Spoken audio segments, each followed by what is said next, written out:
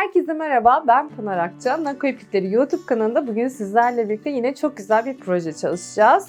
Önümüzdeki günler biliyorsunuz 14 Şubat Sevgililer Günü ve biz de Sevgililer Günü temasına uygun bu elimde gördüğünüz kırmızı ve kalp formundaki çift eldiveni çalışmak istedik sizler için. Bu eldiven sevdiğiniz insanla birlikte çıkacağınız yürüyüşlerde hem ellerinizi sıcacık tutacak hem de sizlere eşlik edecek romantik bir aksesuar olacak.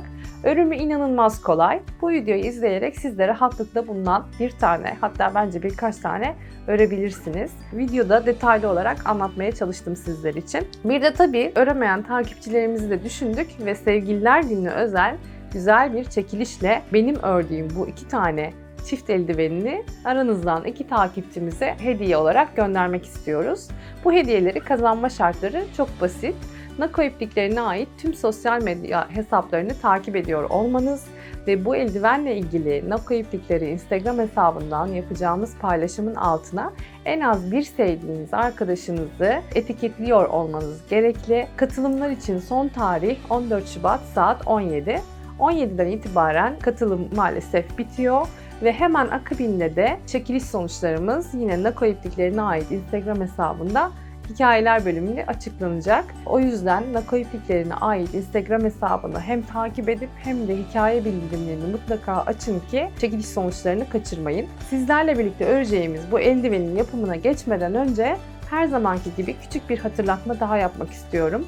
Kullandığım tüm malzemeler videonun açıklama kısmında yer alacak ve aynı zamanda yine videonun ilerleyen dakikalarında da kullandığım malzemelerle ilgili sizlere detaylı bilgiyi veriyor olacağım. Bu malzemeleri ve daha fazlasını tabii ki nako.com.tr adresinden de online olarak hem inceleyebilir hem de sipariş edebilirsiniz. Sizleri daha fazla bekletmek istemiyorum ve bu çift eldivenlerinin yapımına bir an önce geçelim istiyorum. Bugünkü projemizde kullanacağımız ip Nako Alaska ipi. Adından da anlaşılacağı üzere yün içerikli bir ip. Yün içerikli olmasına rağmen kaşındırmayan bir dokusu var. Ben normalde yün içerikli ipleri çok rahat kullanamam ve sıklıkla da tercih etmem ama bu ipi örerken gerçekten keyif aldım. Hiç rahatsız olmadım. İçeriğinde %5 mohair var. Sanırım ondan kaynaklı bir yumuşaklık bu. %15 yün ve %80 premium akrilik içerikli Nako Alaska ipimiz. 4,5 numara tığ önerilmiş. 4 ya da 4,5 numarada şiş örgüsü tercih edin denmiş. Benim elim hem tığda hem de şiş örgüsünde biraz sıkı olduğu için ben 5 numara şiş kullandım bu projeyi yaparken. Bugünkü projemizin teması tabii ki Sevgililer Günü, Sevgi Günü de diyebiliriz.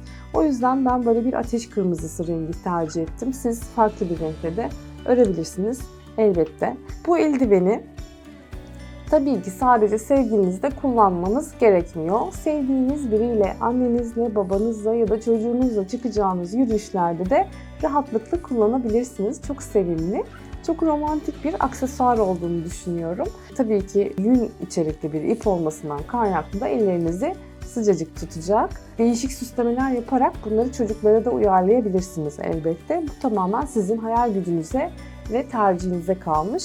Biz bugün bu eldiveni öreceğiz. Ve videonun başında da söylediğim gibi bugün öreceğim eldiveni ve bu şu an önümde olan eldiveni iki takipçimize armağan edeceğiz. Şartları da videonun başında sizlere anlattım. Şimdi sizleri daha fazla bekletmek istemiyorum ve hemen örgüme geçmek istiyorum. Ben şöyle ipimin, siz de bilirsiniz, şöyle ipin hem içinden bir ucu vardır hem de dışından bir ucu vardır. O iki ucu çıkararak iki ayrı bölümde ilmek atmamız gerekiyor. Böyle yapmayabilirsiniz tabii ki ama ben şöyle göstereyim. Bir parçasını ördüm. Bunun üzerinden anlatmam gerekirse. Şimdi bir parçasını şöyle eldivenimizin ördüm. Lastik kısmından başlıyoruz. Lastik kısmını bitirdikten sonra şurada her iki parçayı birleştirip tek bir parça halinde örmeye devam ediyoruz. Dolayısıyla bu iki parça lastiği ben şişime aynı anda ilmek atarak ve aynı anda örerek devam ediyorum. Siz ayrı ayrı da örebilirsiniz. Birini bitirip diğerini de geçebilirsiniz ama ben hem sıralar karışmasın, aynı anda ilerlesin diye aynı anda örmeyi tercih ediyorum. O yüzden de şöyle ipimin iki ucunu çıkararak şişime iki bölümde ilmekler atacağım. Siz de benim yaptığım gibi tabii ki yapabilirsiniz. Hemen şöyle modelimi kısaca da anlatmak istiyorum açmışken. Lastik kısmını ördük. Şu ortada görünen kısımda şöyle göstereyim. Kesme işlemi yapacağız. Kesme işlemini bitireceğiz Ve bitirdikten sonra şu üçgen formu verebilmek için şöyle göstereyim. Üçgen formu verebilmek için bu defada normalde ortada yapmıştık kesme işlemini. Bu defada kenarlardan yaparak şu üçgen formu vereceğiz. Ve diğer parçayı da ördükten sonra bu eldivenlere göstermem gerekirse yanlardan dikerek eldivenimizi tamamlayacağız. Siz bunun üzerine değişik işlemeler de yapabilirsiniz. Çok da şık durur. Hemen şimdi ikinci parçamızın yapımına başlayalım istiyorum. Şöyle birinci ipimden belli bir miktar uzunluk ayırdım ve 24 ilmek atıyorum şişime. Şöyle 24 ilmeğimi attım. Hemen şurada bir kere de bağlayayım. Bu ilmeği sıkıştırayım istiyorum. Sökülsün istemiyorum çünkü. Şimdi şunu şöyle şişimin gerisine itiyorum. İpimin ikinci ucundan yine bir 24 ilmek atıyorum ve iki ayrı lastiği örmeye ilmeklerimi bitirdikten sonra hemen başlıyorum. Şişime iki ayrı parçada 24 ilmeğimi attım. Bu iki parçayı ayrı ayrı öreceğiz kendi ipleriyle bakın. Birleştirme kısmına gelene kadar ayrı bir şekilde devam edeceğiz. Şimdi hemen lastiğimi örmeye başlayacağım. Lastiğimi ben iki ters iki düz olarak ördüm. Şöyle ilk ilmeği hemen boş alıyorum bakın. Masada ilk sırayı örmem biraz zor olacak. Şimdiden affınıza sığınıyorum.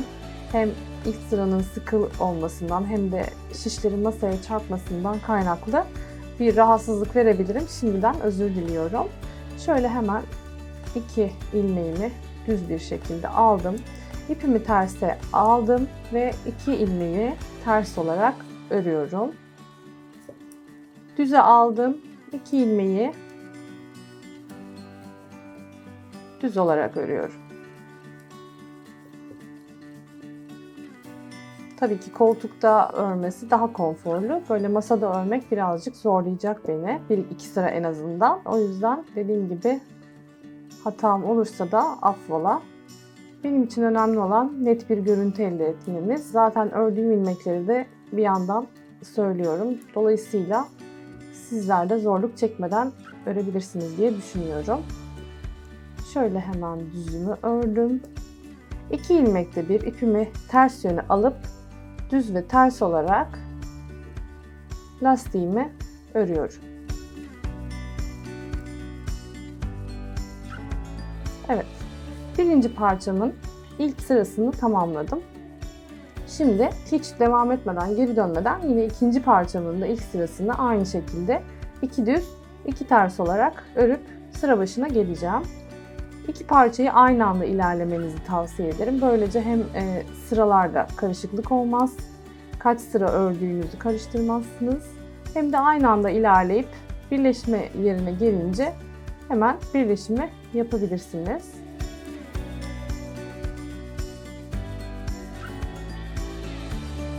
Evet, ikinci parçamın da ilk sırasını şöyle tamamladım. Hemen göstereyim. İlk sırada zaten çok anlaşılmayacaktır. Birkaç sıra daha ördüğümüzde lastiğin modeli tam anlamıyla ortaya çıkacak. Şimdi ikinci sırayı hemen başlayayım istiyorum. Şöyle düzün üstüne düz, tersin üstüne de ters olacak şekilde lastiğimizin ikinci kısmını, ikinci sırasını da örüyoruz. İlk sıra dediğim gibi biraz zorlar. Sonraki sıralar daha rahat örülür her zaman. Benim için de öyle oldu.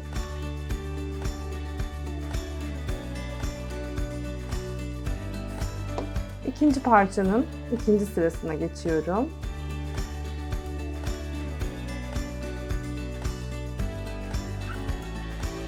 Evet, ikinci parçamızın da ikinci sırasını tamamladım. Şöyle göstereyim. Bakın artık yavaş yavaş ortaya çıkmaya başladı lastik örgümüz. Şimdi bu lastik örgüyü 16 sıra boyunca, yani toplamda 16 sıra olacak kadar öreceğiz. Sonra birleşim yerinde tekrar sizlerle burada buluşacağız. 16 sıra lastiğimizi ördük, tamamladık her iki parçanın da. Şu minik okları sayarsanız toplamda 16 tane olacak. Biraz daha uzatmak isterseniz tabii ki tercih sizin ama 16 tane yeterli geliyor bilek için. Şimdi birleştireceğiz iki parçamızı. Nasıl birleştiriyoruz? Yine parçamızın başındaki ipimizle lastiğimize devam ediyoruz. Birleştirdiğimiz sırada bir sıra lastik örmeye devam edeceğiz. Sıra sonunda, yani birleştirdikten sonra bu sefer artık lastiği bitirip düz örgüye geçeceğiz. Ama bu sırada lastiğe devam ediyoruz. Hemen şöyle ilk ilmeğimi alayım. Lastiğime devam ediyorum. Ve birinci parçanın sonuna kadar örüyorum. Evet, birinci parçayı bitirdim. İpimi bırakmıyorum. İkinci parçayı örmeye bu iple devam ediyorum. Hemen şöyle ilk ilmeğini alayım. İlk iki ilmek düzdü biliyorsunuz. Bu arada ikinci parçanın ipini de şöyle iyice sıkıştırıyorum. Ve bu ilk parçadan gelen iple bağlayıp sabitleyeceğim. Şöyle makasını hemen keseyim. Artık bu iple işim bitti. Tek iple zaten devam edeceğiz. Şu ipi şöyle ilk parçadan gelen uzun ipimle sabitleyip bağlıyorum. Sıkı sabitlendiğinden emin olun. Orada böyle bir delik oluşmasın. Şimdi ilk iki ilmeğimi düz örüyorum. İkinci parçanın biliyorsunuz lastikten devam ediyordum. Ve yine ikinci parçanın lastiğini iki düz iki ters olarak devam edip sıra sonuna geliyorum. Artık dediğim gibi tek ip ile devam edeceğiz. İşimiz artık daha kolay.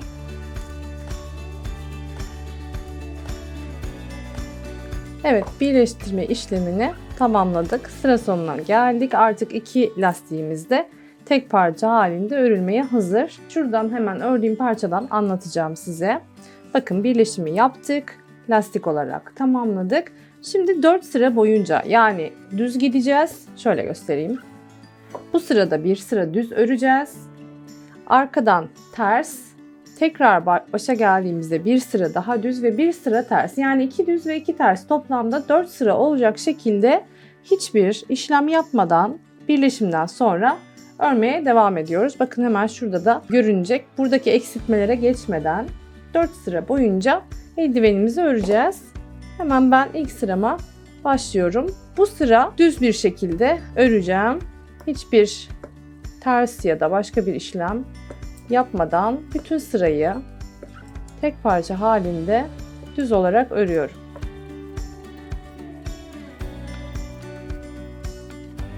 Evet, iki parça lastiğimizi birleştirdik. Bir sıra şöyle göstereyim. Bir sıra düz ördük. Birleştirirken tabii ki bir sıra lastik örmüştük. Onun üstündeki sırayı bir sıra düz bir şekilde ördük.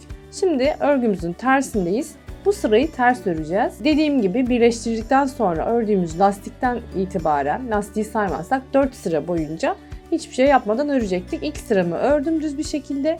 Şimdi tersteyim. Ters sıramı da şöyle hemen örmeye başlıyorum. Sıra sonuna kadar ters bir şekilde örgümü örüyorum.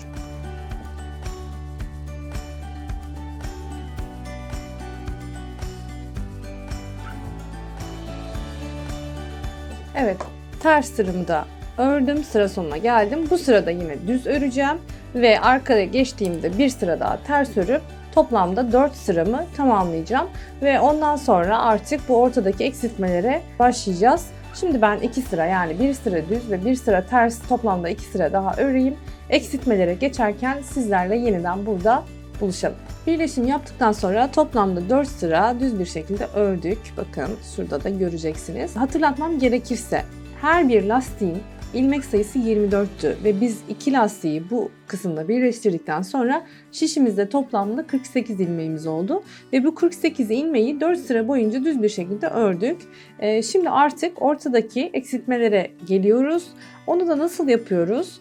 Baştan şöyle başlayarak ilmeklerimizden 22 tanesini düz bir şekilde örüyoruz. Bu arada eksiltmelerin tamamını ön tarafta yani örgünün düz kısmında yapacağız. Ters kısmında herhangi bir işlem yapmayacağız. Hemen şöyle 22 ilmeği örelim.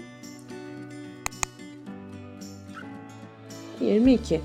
Sıradaki 2 ilmeği ipimizi tersine alıyoruz. Bakın ters örer gibi ipimizi ters tarafa aldık. 2 ilmeği ters bir şekilde ikisini birlikte şişe alarak ters bir şekilde örüyoruz. İpimiz hala terste yani bize doğru. Sıradaki 2 ilmeği daha ters bir şekilde alıyoruz ve yine ikisini birlikte şişimizden çıkarıyoruz. Artık ipimizi düz örgüye devam eder gibi arkaya alabiliriz. İpimizi arkaya attık ve kalan 22 ilmeği de sıra sonuna kadar düz bir şekilde örüyoruz.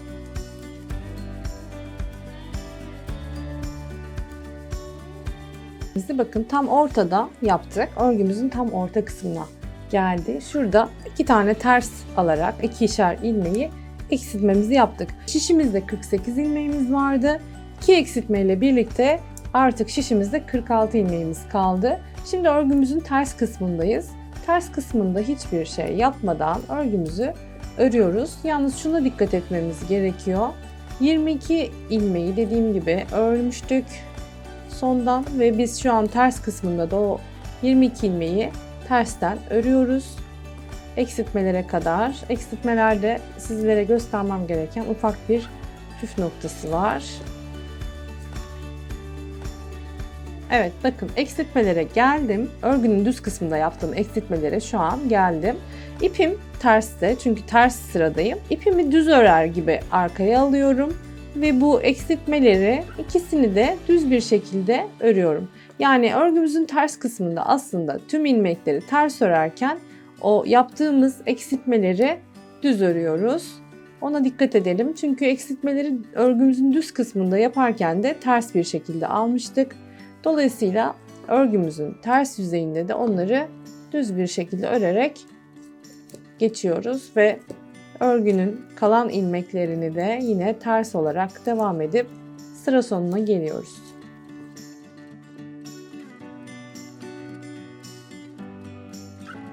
Şimdi örgümüzün düz yönündeyiz. Bakın bu ilk eksiltmemizde hemen şu yaptığım parçadan şöyle göstereyim. Bu ilk eksiltmemizde yaptığım parçadan göstermem gerekirse toplamda arka arkaya ve bütün eksiltmeleri örgünün düz kısmında gelecek şekilde, yani arka kısmında değil düz kısmında yapıyoruz ve arka arkaya toplamda 10 tane eksiltme yapıyoruz. Yani bizim aslında lastikleri birleştirdiğimizde şişimizde olan ilmek sayımız 48 iken bu eksiltmelerin sonunda şişimizde kalan ilmek sayımız 28 oluyor. Çünkü 10 kere eksiltirken aslında 2'şer defa eksiltiyoruz. Yani bir ilmek değil 2 ilmek eksiltiyoruz ve toplamda 20 defa aslında ilmeğimizi eksiltmiş oluyoruz. Dolayısıyla 48 ilmek varken şişimizde 28 ilmeğe kadar düşmüş oluyoruz. Şimdi hemen bu eksiltmeleri ikinci sırada da yine göstereyim ve sonra artık 10. eksiltmeye kadar örerek örgümüzde kaldığımız yerden devam edelim. Şimdi örgümüzün düz kısmındayız. Bu sefer 22 ilmek örmüştük hatırlarsanız. Bu sefer 21 ilmek öreceğiz. Şöyle hemen sayayım. 2, 4, 6, 8, 9 ve devam ediyorum. 21 ilmeğimi ördüm. Bakın eksiltmelere kadar geldim ama bir ilmeğim daha var şişimde. Şimdi ipimi terse alıyorum. Kalan 22 ilmekten kalan bir ilmeği ve ortada yaptığım o eksiltmelerden olan bir ilmeği birlikte alıyorum ve ters örer gibi şişimden ikisini birlikte çıkarıyorum. İpim hala terste ve bu ortadaki eksiltmelerden biri kaldı ve diğer taraftaki o 22 ilmeğin ilk ilmeği olan düz ilmeği de şöyle şişime tersten takıyorum. Ve ters örer gibi ikisini birlikte çıkararak eksiltmemi yapıyorum. İpimi arkaya alıyorum ve örgünün düz kısmında olduğum için kalan 21 ilmeği de sıra sonuna kadar örüp bitiriyorum. Bu da bizim ikinci eksiltmemizdi. Şu an 46 ilmekten 44 ilmeğe düşmüş olduk. Dediğim gibi bunu 28 ilmeğe inene kadar 10 defa arka arkaya toplamda eksiltmelerimizi yapacağız ve tamamlayacağız. Sadece dikkat etmeniz gereken şey eksiltme yaptıktan sonra kalan ilmeğin önünden ve arkasından ikinci eksiltmeleri yapıyoruz. Az önce yaptığım gibi. Ve evet, bu sırayı da tamamladık. Şöyle göstereyim tekrar. Bakın ikinci eksiltmemizi de yapmış olduk. Şu kısımda dediğim gibi 21 örmüştük. Kalan 22. ilmekle eksiltmeyi yaptığımız ilmeği birlikte alarak ördük ve eksiltmemizi yaptık. Yine ikinci ilmekten de diğer 22 ilmeklik bölümün ilk ilmeğini aldık ve ikinci eksiltmemizi de o şekilde tamamladık. Örgünün ters kısmında ne yapıyorduk? Tüm ilmekleri ters örerken, şöyle göstereyim. Tüm ilmekleri ters örerken eksiltmelere geldiğimiz o iki ilmeği düz bir şekilde örüyorduk. Ve dediğim gibi 10 defa, şuradan da hemen tekrar göstereyim. 10 defa bu işlemi yaparak şişimizde 28 ilmek kalana kadar, yani şu kısma kadar öreceğiz ve sonra eksiltmelerimiz bitince, yani ortadaki eksiltmelerimiz bitince burada sizlerle birlikte tekrar örgümüzün kalan kısmına devam edeceğiz. Eldivenimizde orta kısımda olan eksiltmelerin tamamını yaptık. Toplamda 10 tane eksiltme yaparak şişimizde 28 ilmek bıraktık. Şimdi artık bu ördüğümüz parçadan göstermem gerekirse kenarlardan, şöyle yapalım. Kenarlardan eksiltmeleri yaparak eldivenimizin uç kısmına doğru geleceğiz ve artık bitireceğiz. Şöyle ben tabii dikilmediği için biraz kıvrıldı. Yanlardan düzelterek göstermek istiyorum. Şu üçgen formu vermek için her iki yandan ve her sırada, yani düz olan sırada her defasında birer ilmek sağdan ve birer ilmek sondan eksilterek uca kadar geleceğiz. Şimdi hemen eksiltmelere başlayalım istiyorum. 28 ilmeğimiz var bakın artık. Şimdi ilk ilmeğimizi her zaman boşalıyoruz. Şimdi 2 ilmeği birden, şişimize 2 ilmeği birden alıyoruz. Düz bir şekilde ikisini birden örerek tek ilmek çıkarıyoruz. Ve bütün ilmekleri sıra sonuna kadar düz bir şekilde örüyoruz. Sıra sonunda bir eksiltme daha yapacağız. Evet, şişimizde sondan 3 ilmek kaldı. Zaten başlangıçta da ilk ilmeği almamıştık, hatırlarsınız. İlk ilmeği almadan ikinci ve üçüncü ilmekleri birlikte olarak eksiltme yapmıştık. Şimdi sondaki ilmeği de bırakacağımız için sondan ikinci ve üçüncü ilmekleri yine birlikte alıyoruz ve eksiltmemizi yapıyoruz. Son ilmeği de düz bir şekilde örerek sıramızı tamamlıyoruz. Şimdi örgümüzün ters yüzündeyiz. Ters yüzünde hiçbir işlem yapmıyoruz. Ters bir şekilde tüm ilmekleri örerek sıra sonuna geliyoruz.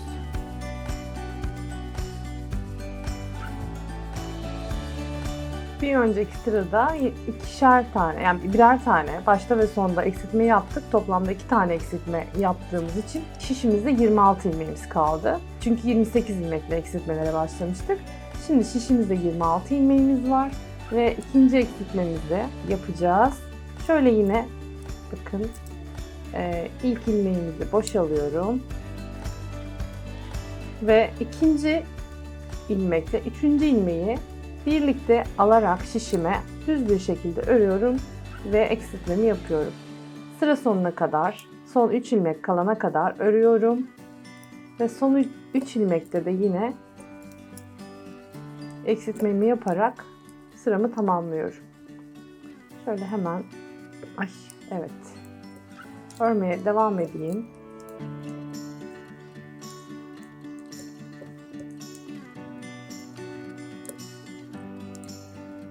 Bu iki parça bittikten sonra birbirine dikeceğiz ve eldivenimizi tamamlamış olacağız. Oldukça basit bir model. Sevgililer Günü öncesi sadece tabii ki sevgiliniz ya da eşiniz için değil, sevdiğiniz insanlara da armağan etmek için böyle bir eldiven örebilirsiniz. Çok cici, çok romantik bir hediye olacağını düşünüyorum. Evet, son 3 ilmeğimiz kaldı. Şimdi bakın ikinci ve üçüncü ilmeği, sondan ikinci ve üçüncü ilmeği birlikte alıyorum. Düz bir şekilde örerek şişimden tek ilmek çıkarıyorum. Son ilmeği de yine örüyorum. Örgünün ters yüzünde hiçbir işlem yapmıyorum. Bütün ilmekleri örüyorum. Sadece eksiltmeleri dediğim gibi örgünün düz yüzünde ve başta, sonda yapacağım. En sonda artık 4 ilmek kalana kadar, yani şişimin üzerinde toplamda 4 ilmek kalana kadar eksiltmelerimi yapacağım ve şu üçgen formu eldivenin sonuna doğru vermiş olacağım. Sonda 4 ilmek kalana kadar örgümüzü, eldivenimizi örelim. Kesme işleminde yine sizlerle birlikte burada buluşalım. Şişimizde son 4 ilmek kalana kadar öreceğiz demiştim. Benim şu an şişimde 6 ilmek var. Son adımı birlikte yapmak için birazcık erken geldim. Şöyle hemen eksiltmeye devam ediyorum. İlk ilmeğimi boşaldım. Sıradaki ilk 2 ve 3. ilmeği şişime birlikte alarak düz bir şekilde eksiltmemi yapıyorum. Son kalan 3 ilmeği ise yine 3.'yü ve 2.'yi birlikte alarak düz bir şekilde örüp eksiltmemi yapıyorum. Son kalan ilmeği de yine düz bir şekilde bakın örüyorum. Şu an şişimde 4 ilmeğim kaldı. Artık son adımdayız. Örgünün ters yüzündeyim ama ben artık ters yüzündeyken ters örerek bir sıra daha eldiveni uzatmaya gerek olduğunu düşünmüyorum. O yüzden şimdi artık kesme işlemini yapacağız. Kesme işlemini ben düz bir şekilde yapıyorum. Bakın örgünün ters yüzündeyim ama düz olarak örüyorum. İlk 2 ilmeği birlikte alarak şişimden çıkarıyorum. Ve şişimden çıkardığım ilmeği soldaki şişimin üzerine alıyorum. Ve yine ilk 2 ilmek alacağım şişime ve birlikte örerek çıkartacağım.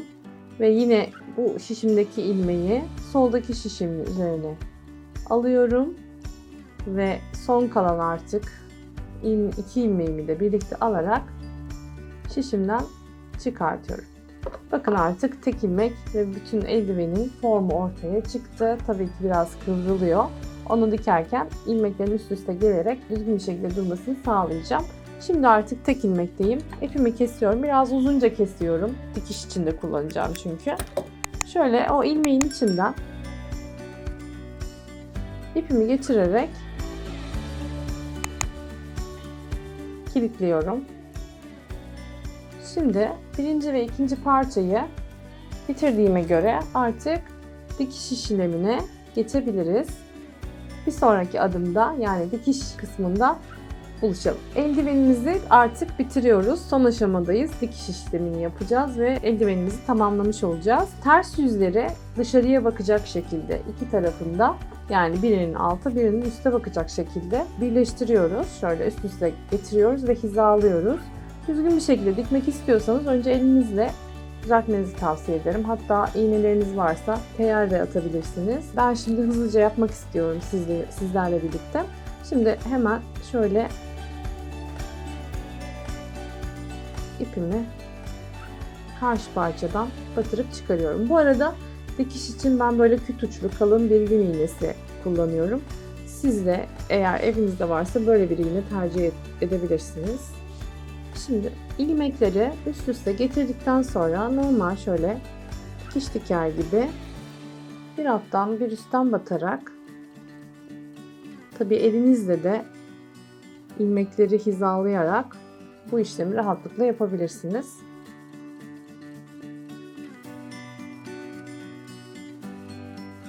Çok çekmeyin. Büzülür eğer çok çekerseniz ipinizi. Şöyle büzme yapacaktır. Şöyle göstereyim. Şöyle yapmayın. İpinizi rahat tutun.